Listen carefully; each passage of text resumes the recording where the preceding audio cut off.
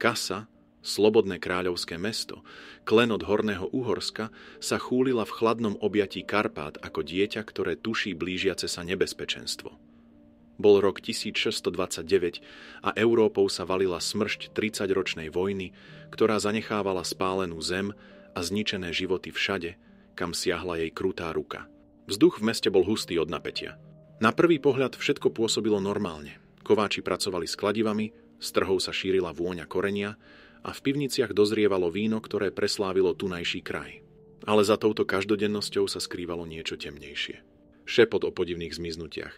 Pohľady, ktoré uhýbali, keď padla zmienka o nočných vraždách. Okenice domov sa zatvárali skôr, než bolo zvykom, a ulice sa vyprázdňovali s prvými tieňmi súmraku. Strach sa plazil ulicami Kasy ako hmla. Neviditeľný, no všade prítomný. Cítili ho bohatí obchodníci zatvárajúci svoje trezory na dva zámky, aj chudobní nádenníci, ktorí sa vrtkými krokmi ponáhľali domov po zotmení. Cítili ho mestskí radní, ktorí o vraždách mlčali s tvrdohlavosťou hraničiacou so sprisahaním. A cítili ho aj deti, ktoré prestali behať po uliciach a namiesto toho sa držali matkyňho lemu sukne ako kliešte. Dom svätej Alžbety, týčiaci sa nad strechami mešťanských domov ako kamenný strážca, vrhal na námestie dlhý tieň. V jeho tieni sa Kasa menila z mesta obchodu a prosperity na miesto, kde sa ľudia báli vlastných myšlienok. V tomto meste, kde sa prelínali národy a jazyky, kde katolíci a protestanti žili v krehkom prímerí, sa niečo prebúdzalo. Niečo staré, niečo hladné. A v krčme u čierneho havrana sedeli traja priatelia, ktorí o tom mali čoskoro zistiť viac, než by chceli. Krčma u čierneho havrana bola ostrovom útočiska v mori strachu, ktoré zaplavovalo Kasu. Svetlo sviečok sa myhalo na drsných dubových trámoch. Vzduch bol ťažký od dymu fajok a výparov piva. Na periférii miestnosti sedeli traja ľudia, ktorých osudy zviedla dohromady zvláštna náhoda života, alebo možno niečo omnoho zámernejšie. Ádám Farkas, mladý muž s postavou bojovníka a očami, ktoré videli viac utrpenia, než sa patrilo na jeho vek, sedel s chrbtom opretým o stenu. Jeho ruky, pevné a silné ako kliešte kováča, spočívali na stole vedľa krčahu s pivom. Strieborný meč, visiaci pri jeho boku, pôsobil na okolie ako nemé varovanie. Málo kto vedel, že tento meč bol dedičstvom po jeho otcovi, dedičstvom, ku ktorému sa viazalo viac než len rodinná tradícia. Oproti nemu sedel Mátias Todt s prenikavo inteligentnými očami za okuliarmi a rukami, ktoré sa neustále pohybovali, ako by skúšali neviditeľný mechanizmus. Puška, ktorú nosil prevesanú cez plece, bola rovnako ako jej majiteľ, elegantná, presná a smrtiaca. Vedľa neho sedela Kristína Nať, žena s tvárou anielsky nevinnou a dušou poznačenou ulicami, kde vyrastala. Jej prsty sa bez vedomia dotýkali dýk ukrytých v záhyboch tmavého plášťa. Kristína, ktorá doteraz mlčala, zdvihla zrak od dýky, s ktorou sa pohrávala. Jej oči boli tmavé ako noc bez mesiaca, rovnako nebezpečné aj hypnotizujúce. Hovoria o tieňoch, zašepkala, jej hlas bol melódiou hranou na strunách vyrobených z tajomstiev. Pri Hrnčiarskej ulici, blízko starého cintorína. Staré ženy šepkajú, že niečo staré a zlé sa prebúdza. Niečo, čo nie je ani človek, ani zviera. Vzduch okolo ich stola akoby na moment stuhol. V krčme sa naďalej ozýval hluk. Opití kupci sa dohadovali o cenách tovaru. Vojaci hundrali na nevyplatené žoldy a slúžky sa šikovne vyhýbali dotieravým rukám. Ale okolo troch priateľov akoby sa vytvoril ostrov ticha.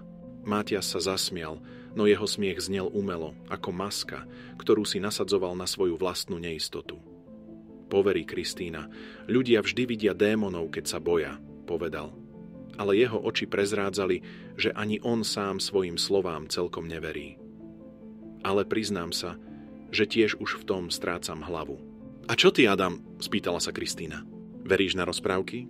Alebo si myslíš, že je za tým zase len niekoho túžba pomoci? Adam si odpil z piva, jeho pohľad sa uprel kamsi za horizont prítomnosti. Keď prehovoril, jeho hlas bol pokojný, ale plný ocele. Verím tomu, čo vidím, a vidím mesto, ktoré sa bojí. Vidím stráže, ktoré sa po zotmení túlajú v skupinách, ako by čakali útok. Odmlčal sa, ako by zvažoval, čo má ďalej povedať. Vidím šľachtu, ktorá šepká o zradách, a mešťanov, čo zatvárajú okenice, len čo slnko zapadne. Či je to človek, alebo niečo iné. Musíme to zastaviť. Kasa je náš domov. Ticho, ktoré nasledovalo, prerušil príchod mladého chlapca v nenápadnej livreji. Poslíček, ktorý nevyzeral na viac než 16 rokov, sa nervózne rozhliadal po krčme, kým jeho pohľad nespočinul na trojici v rohu. Pristúpil k ním neistým krokom a podal im zapečatený pergamen. Od jeho milosti grófa Forgacha, povedal rýchlo a ticho, ako by sa bál, že ho niekto odpočúva. Ádám vzal pergamen do ruky, zlomil pečať a rýchlo preletel text očami. Jeho tvár sa zachmúrila ešte viac než predtým. Znie to vážne, povedal a podal list Mátiasovi. Kristína sa naklonila, aby mohla čítať cez jeho rameno. Jej obočie sa zdvihlo v prekvapení. Grof nie je človek, čo volá na pomoc len tak, poznamenala. Po krátkom dohovore sa rozlúčili s tým, že na druhý deň navštívia grófa Forgacha. Forgáchovo sídlo stálo ako nemý svedok bohatstva a moci svojho majiteľa. Honosná kamenná budova s vysokými oknami a bohatým zdobením fasády sa týčila neďaleko radnice, obklopená múrmi a strážami, ktoré ich mlčky vpustili dnu po predložení grófovho listu. Vnútri boli uvedení do priestrannej pracovne, kde ich čakal sám István Forgách. Bol to muž v najlepších rokoch, ktorého tvár poznačil život plný zodpovednosti a moci. Jeho vlasy, kedysi čierne ako uhoľ, teraz predkávali strieborné pramene, no jeho pohľad bol stále ostrý a prenikavý. Svetlo sviečok odhaľovalo vrásky na jeho tvári. Niektoré od smiechu, iné od starostí. No najhlbšie boli tie, ktoré vznikli len nedávno. Na stole pred ním ležala mapa kasy, poznačená červenými značkami na rôznych miestach. Keď trojica vstúpila, gróf vstal, no vynechal zvyčajné zdvorilostné frázy. Ďakujem, že ste prišli, začal priamo. Jeho hlas bol pevný, ale plný napätia. Kasa je v nebezpečenstve. Nie od vojny, nie od povstania, hoci aj tie nás ohrozujú. Je tu niečo iné. Niečo, čo sa plíži v tieňoch, čo láka ľudí do tmy a necháva za sebou len strach a mŕtvoly. Ádám si vymenil rýchly pohľad s Mátiasom. Kristína zostala ticho, ale jej prsty sa mimovoľne dotkli rukoveti dýky pod plášťom. Hovoríte o mŕtvych, povedal Mátias opatrne, formulujúc slová s presnosťou hodinárov. Počuli sme o nich. Ale čo vás vedie k tomu, že za tým nie je len obyčajná kriminalita? Grof sa na moment odmlčal, ako by vážil svoje slová na neviditeľných váhach. Jeho pohľad sa stočil k oknu, kde sa v tme črtali siluety karpatských vrchov. Pretože som niektorých z nich videl. Tých, čo našli. Zaváhal, ako by samotné slová mali moc vyvolať hrôzu. Ich telá boli vyčerpané, bledé, ako by z nich niekto vysal život. A potom sú tu šepoty, o postavách, ktoré sa pohybujú rýchlejšie, než je ľudské. O očiach, čo svietia v tme. Forgach sa zhlboka nadýchol, ako by sa snažil upokojiť.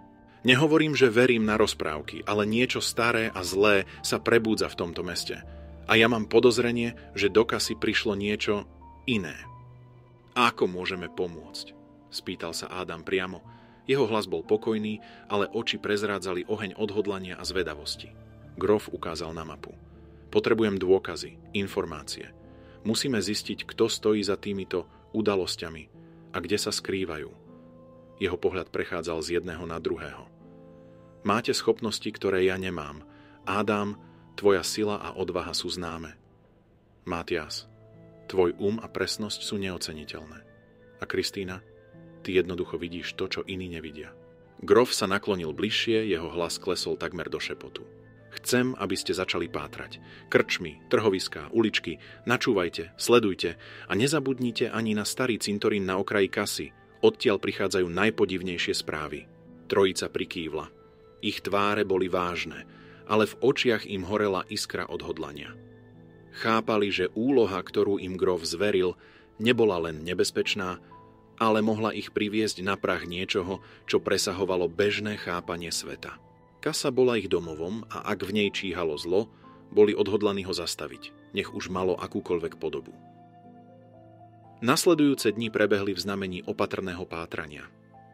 Každý z trojice sa vydal vlastnou cestou, využívajúc svoje jedinečné schopnosti a kontakty. Kristína, zvyknutá pohybovať sa v tieňoch, sa stala duchom. Šmykla sa tak ľahko do temných zákutí kasy, ako by bola z tej istej látky ako tma. Využívala svoje staré kontakty v podsvetí, zlodejov, pašerákov, krčmárov, ľudí, ktorí videli a počuli veci, o ktorých ostatní ani netušili. Načúvala šepotu opitých vojakov, klebetám slúžok a náhodným útržkom rozhovorov na trhoch. To, čo sa dozvedela, ju znepokojovalo. Ľudia hovorili o pani s tieňou, postave, ktorá sa vraj zjavovala tým, čo túžili pomoci alebo bohatstve. Ponúkala im splnenie túžob výmenou za vernosť. Ale za akú cenu?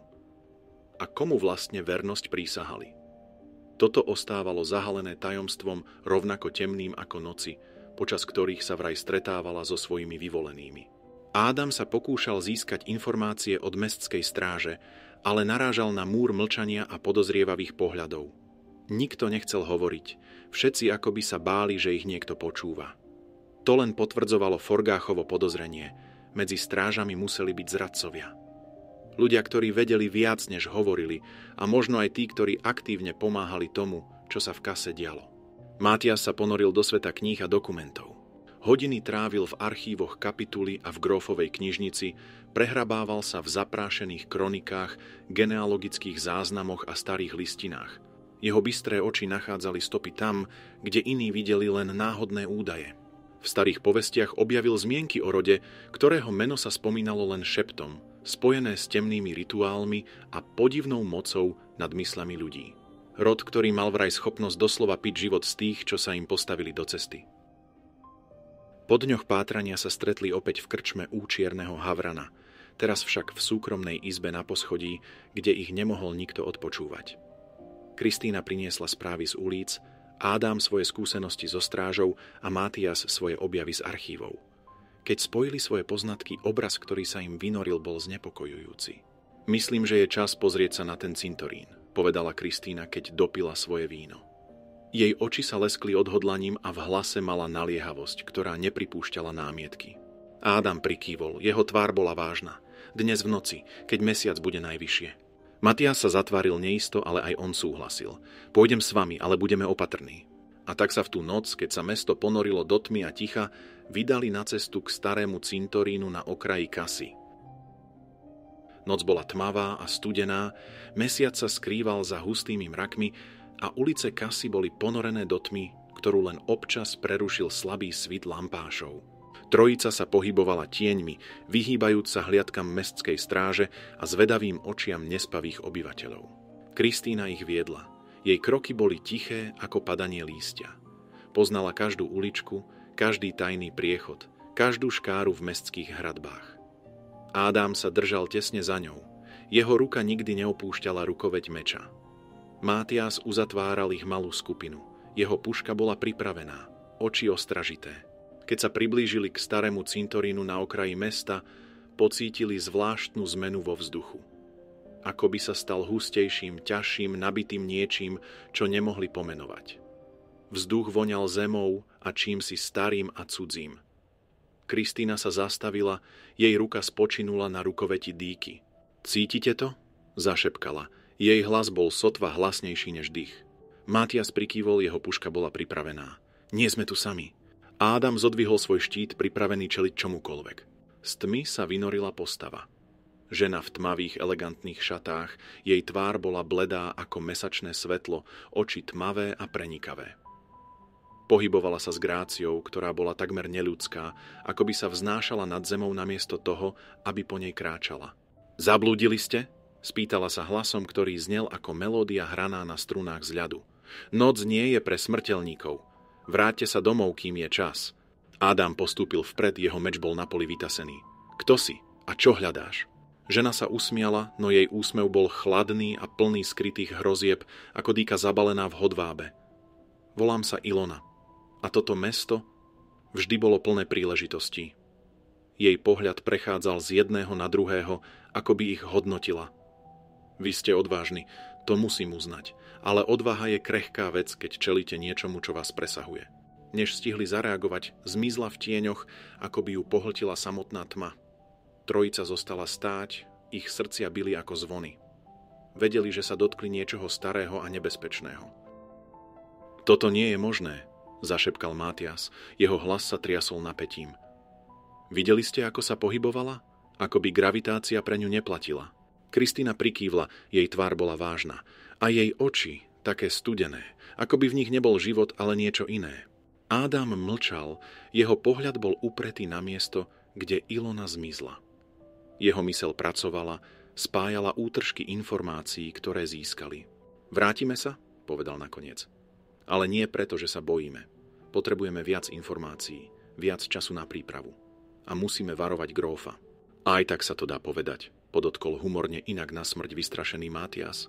S pocitom, že ich cesta je len na začiatku, sa trojica vrátila do bezpečia mesta, ich mysle plné otázok, na ktoré zatiaľ nemali odpovede.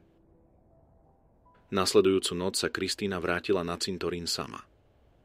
Potrebovala vedieť viac a niekedy bolo jednoduchšie pohybovať sa v tieňoch, keď bola sama.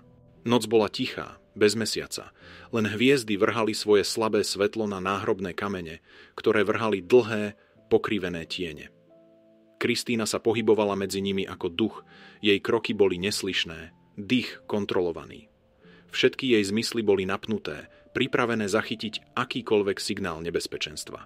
Dievča, ktoré sa nebojí, nie je odvážne, ale hlúpe, ozval sa zrazu chladný hlas za jej chrbtom. Kristína sebou trhla, dých sa jej naštartoval. Bola to Ilona, ktorú stretli včera. Čo sa to deje v tomto meste? Spýtala sa Kristína priamo.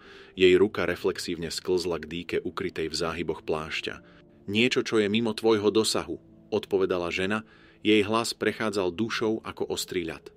Dnes je šťastie pre tvoju odvahu opäť na tvojej strane, ale varujem ťa, dievča, príď sem ešte raz a už tu aj ostaneš. Kristína chcela odpovedať, jej myseľ už formulovala otázky, ktoré potrebovala položiť, ale keď zdvihla pohľad, starena tam už nebola. Zmizla tak rýchlo a ticho, ako by tam nikdy ani nestála. Kristína ostala stáť s pocitom, že sa zaplietla do niečoho, na čo bola primalá. No namiesto toho, aby ju to odradilo, jej odhodlanie len vzrástlo. Vráti sa do mesta, ale nezabudne na varovanie. Musí byť opatrnejšia, múdrejšia a musí sa pripraviť. Bolo neskoro večer ďalšieho dňa.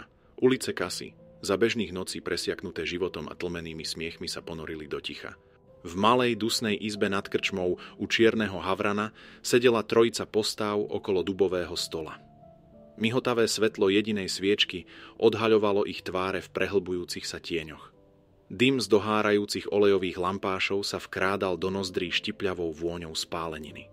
Mátias Todt s bystrosťou v očiach, ktorú nezakrývali ani jeho ošúchané okuliare, rozprestrieral pred sebou pergameny a rukopisy ako kartograf mapy nepreskúmaného územia.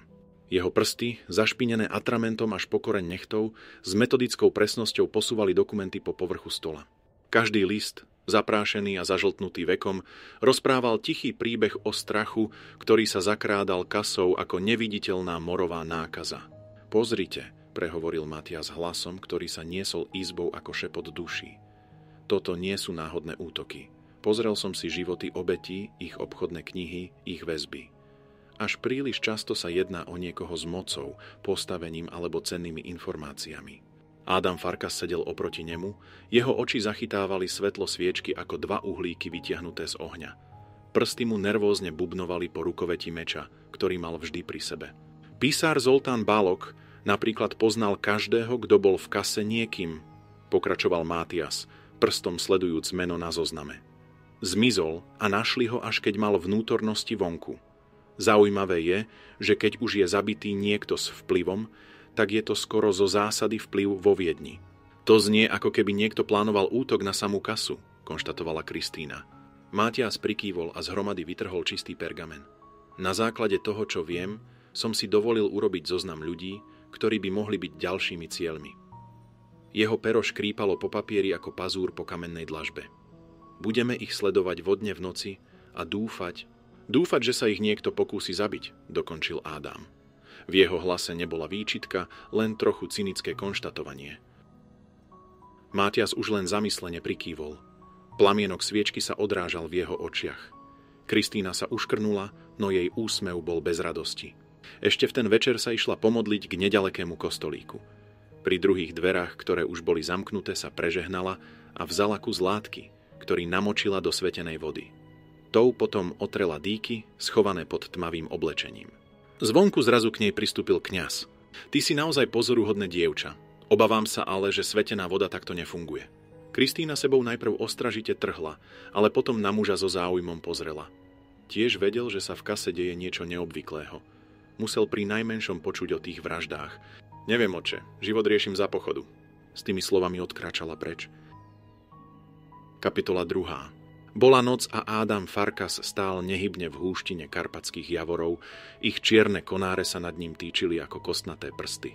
Skrýval sa v tieňoch nedaleko honosného domu kupca Mihália Töröka. Jeho prítomnosť bola zahalená temným súknom plášťa. Strieborný meč po jeho boku sa zdal byť jediným zdrojom svetla v tme, ako by kov bol živý a dychtivý po tom, čo malo prísť. Jeho štít spočíval opretý o kmeň stromu. Vzduch bol presítený pachom mokrej zeme a tlením lístia, no pod touto vrstvou Ádám cítil volačo iné, pach niečoho zatuchnutého, prastarého a cudzieho, ako pach z hrobu otvoreného po storočí. Nebol to len odor smrti, bolo to niečo horšie, niečo, čo sa vymykalo prirodzenému poriadku vecí. Mihály Török, ktorého meno figurovalo v Mátiásovom zozname potenciálnych obetí, bol mužom, ktorého vplyv presahoval hranice Kasy až k cisárskemu trónu vo Viedni. Bol ako pavúk uprostred siete intríg a obchodov a každé vlákno jeho moci sa tiahlo k niekomu mocnému či bohatému. Ak bol na zozname, musel vedieť veci, za ktoré by niekto alebo niečo bolo ochotné zabíjať. Ádám stál bez pohybu, jeho zmysly napnuté na prasknutie. Pozoroval každý tieň, každý pohyb vo vetre. Jeho sluch lovil zvuky noci ako dravec korisť. A potom to prišlo. Výkrik preťal ticho ako ostrie noža látku. Jeho tón plný hrôzy z niečoho nepoznaného. Následne tupý úder, ako keď telo padá na zem, a nakoniec dusivé zachrčanie, ktoré sa vytratilo do nepokojnej tmy. Ádám okamžite vyrazil za zdrojom revu. Zadný vchod do domu kupca Töröka, nenápadné dvere určené pre služobníctvo, bol vyvalený s brutálnou silou. Zámok visel na jednom klinci, ako by ho niekto roztrhal holými rukami. Ádám vnikol dnu s mečom už vytaseným, jeho čepel sa leskla v slabom svetle. Temnotou domu sa niesol pach smrti, ktorý obracal žalúdok. Hoci v dome nevládlo absolútne ticho, nebolo počuť žiadne hlasy, žiadny šepot, nič živé. Mihály, zakričal Ádám do tmy. Jeho hlas sa odrazil od kamenných stien ako cudzie slovo v mŕtvom jazyku. Kráčal pomaly, s mečom pripraveným na útok. Jeho kroky, hoci opatrné, zneli na kamennej podlahe ako údery bubna. Prešiel cez úzku chodbu, minul kuchyňu, kde ešte doznievalo teplo z ohňa, a vstúpil do hlavnej sály. Scéna, ktorá sa mu naskytla, by vyrazila dých aj ostrielanému katovi. Mihály Török ležal roztiahnutý na chrbte, jeho kedysi bohaté šaty boli teraz napité tmavou krvou, ktorá sa rozlievala po mramorovej podlahe ako víno z prevrhnutého kalicha. Jeho tvár bola stuhnutá v grimase absolútneho zdesenia, oči vypúlené a ústa otvorené v nemom kriku. Vedľa neho ležala jeho manželka, jej telo skrútené ako bábka, ktorej niekto brutálne pretrhal nitky. Jej hodvábne šaty, pred chvíľou istotne honosné a drahé, boli teraz v cároch, odhaľujúc bledú pokožku, na ktorej sa rysovali modriny a rany. Dve stráže doplňali túto grotesknú kompozíciu smrti, jeden s prerezaným hrdlom, z ktorého už len slabo, takmer lenivo vytekala krv, druhý ležiaci v neprirodzenej polohe, ako by mu niekto alebo niečo zlomilo chrbticu jediným pohybom. Ádám pevnejšie zovrel rukoveď meča. Niečo tu bolo a potom to uvidel. V najhlbšom tieni miestnosti, tam, kde sa tma zdala byť takmer hmatateľná, stála neprirodzene vysoká a chudá postava. Pokožka bytosti bola bledá, až svietila v kontrastu s tmou naokolo. Keď sa jemne pohla, Ádám si všimol dlhé, neprirodzene dlhé prsty zakončené pazúrmi, ktoré vyzerali ostré ako čerstvo nabrúsené dýky. Najviac strašidelné bolo, že sa nedalo s istotou povedať, či sa ešte stále jedná o človeka, alebo nie. Ádámovi sa srdce takmer zastavilo. Stál tvárou v tvár niečomu, čo patrilo do starých legend a strašidelných príbehov, ktorými matky strašievali neposlušné deti. Bytosť stála nad telom mladého sluhu, jej bezvlasá lebka sa matne leskla v slabom svetle. Kto si? Spýtal sa Ádám. Jeho hlas znel pevne napriek strachu, ktorý mu zvieral útroby chladnými prstami. Čo si urobil týmto ľuďom? Bytosť naklonila hlavu, ako by ho študovala s chladnou zvedavosťou anatóma, ktorý práve objavil nový druh hmyzu. Každý drobný pohyb sa zdal krčovitý a bezcielny, ako by sa jednalo o tvora, ktorý nepatrí na túto zem. Ádám postúpil vpred, jeho odhodlanie prevážilo nad strachom. Odpovedz mi, alebo prisahám, že tvoj čas skončí tu a teraz. Bytosť sa znovu takmer usmiala, jej tenké pery sa roztiahli a odhalili ešte zakrvavené tesáky. A potom jej pohľad padol na Ádámov meč a jej výraz sa zmenil. Ako by na okamih stratila svoj chladný pokoj a nadhľad. S nečakaným výkrikom, ktorý znel ako zmiešanina vrčania šelmy a zavíjania vetra v starej hrobke, sa vrhla na Ádáma. Jej pohyb bol taký rýchly, že ho sotva zachytil zrakom. Pazúry sa myhli vzduchom s nadľudskou rýchlosťou, mieriac na jeho hrdlo s presnosťou skúseného zabijaka. Ádám zdvihol štít v poslednej chvíli. Pazúry sa zahryzli do kovu s ohlušujúcim škrípaním, zanechávajúc v ňom hlboké ryhy, ako by to bol mäkký vosk. Sila úderu ho odhodila o krok späť. Skoro stratil rovnováhu, no udržal sa na nohách. Začal sa tanec smrti. Bytosť útočila zo všetkých strán. Jej pohyby boli ako choreografia temnoty. Rýchle, metúce a nepredvídateľné. Pazúry a tesáky sa snažili prekonať Ádámovu obranu, nájsť medzeru v jeho krytí, prebiť sa ceskou jeho zbroje k mäkkému telu pod ňou. Ádám odpovedal s odvahou a zručnosťou bojovníka. Jeho meč kreslil vo vzduchu smrťace oblúky, nútiac bytosť k ústupu. Každý jeho úder bol presný a silný, vedený s jediným cieľom – zastaviť túto hrôzu raz a navždy. No zdalo sa, že čepel naráža na zvláštny odpor, ako by telo bytosti nebolo z mäsa a kostí, ale z niečoho hustejšieho a odolnejšieho. S náhlým neľudským výpadom sa bytosť vrhla vpred, jej pazúry prenikli medzerou v Ádámovej obrane a zaťali sa mu do ramena, kde zbroj nebola taká pevná.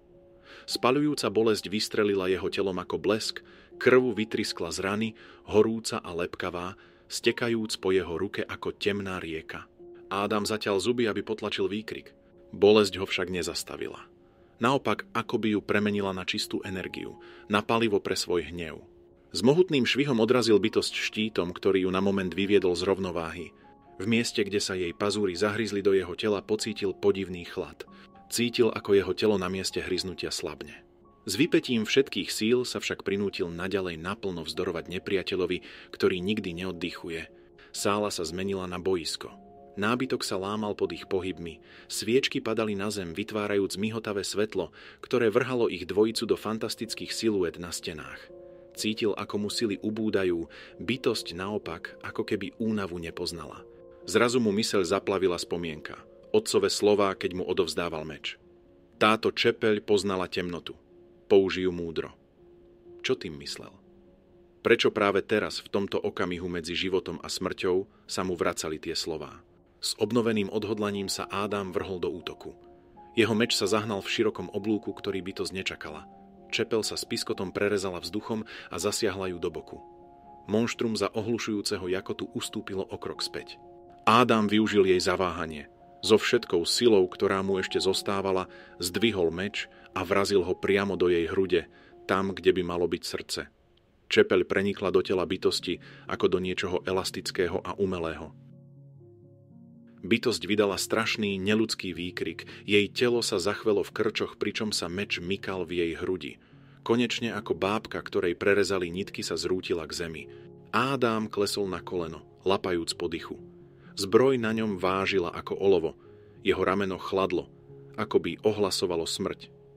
Meč zostal zapichnutý v tele netvora. Uvedomoval si, že jeho víťazstvo nad netvorom bolo zväčša dielom náhody. V sále zavládlo ticho prerušované len jeho ťažkým dýchaním. Sála bola tichá. Mŕtve telá okolo neho ako by ho sledovali a obviňovali, že prišiel neskoro. S námahou vstal a priblížil sa k netvorovi, ktorý teraz ležal nehybne. Dúfal, že je naozaj mŕtvy. Uchopil rukoveď meča a s námahou ho vytiahol z bledého tela. Jak Ádám Čepel pozoroval, spomenul si na pohľad, ktorý meču netvor venoval v prvých okamihoch ich stretnutia. Vedel si niečo, čo ja nie? Spýtal sa potichu zosnulého otca. S námahou zasunul meč späť do pošvy a pomaly, opatrne sa presunul k zadnému východu. Nikto nesmel vedieť, že tu bol, aspoň nie teraz. Mesto bolo plné očí a uší a Ádám nevedel, komu môže veriť. Okrem dvoch priateľov, ktorí, ako dúfal, práve teraz vykonávali svoje vlastné úlohy v tejto strašnej noci. Než sa stratil v tme kasy, vrhol posledný pohľad na dom kupca Töröka. Postavil sa hrôze tvárou v tvár a prežil. Ale čo to vlastne bolo? A koľko takých bytostí sa ešte ukrýva v tieňoch mesta?